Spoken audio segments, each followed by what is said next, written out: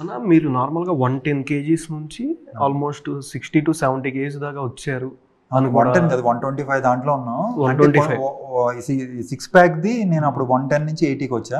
అసలు నేను ఉండేది 125 కేజీస్ ఉన్నా అప్పుడు. ఒక క్యారెక్టర్ దీంట్లోనే ఒక దానికి కొంచెం బల్కీగా అయిపోయిన దానికి 120 దాటి వెళ్ళాం ఆ వెయిట్‌గా. ఓకే. అంటే 120 నుంచి 80 అంటే లైఫ్‌ని రిస్క్ చేసినట్టే. మామూలుగా అంత వెయిట్ ఒకసారి తగ్గితే 3-4 టైమ్స్ తగ్గాం మేము. ఒకసారిగా 3-4 టైమ్స్ తగ్గాం. అంటే 120 నుంచి 3-4 టైమ్స్ కాదు.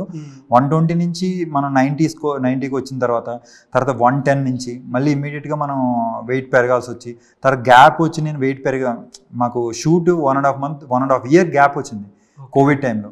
అప్పుడు నేను వెయిట్ పెరిగాను. మళ్ళీ ఆ వెయిట్ పెరిగి మళ్ళీ స్కెడ్యూల్ ప్లాన్ చేసినప్పుడు మళ్ళీ వెయిట్ లాస్ అయ్యి తర్వాత లాస్ట్ సిక్స్ ప్యాక్ అనుకున్నప్పుడు ఆ సిక్స్ ప్యాక్ మళ్ళీ లీన్. ఇంకా సిక్స్ ప్యాక్ అంటే మీకు తెలిసింది కదా, ఇంకా లీన్ ఫ్యాట్ మొత్తం వెళ్ళిపోయి దానికి అలా చాలా 4-5 టైమ్స్ అంటే లాస్ అయింది గెయిన్ అయింది కలిపి 5-6 టైమ్స్ నేను వెయిట్లో లైఫ్ రిస్క్ చేశారని చెప్పొచ్చు.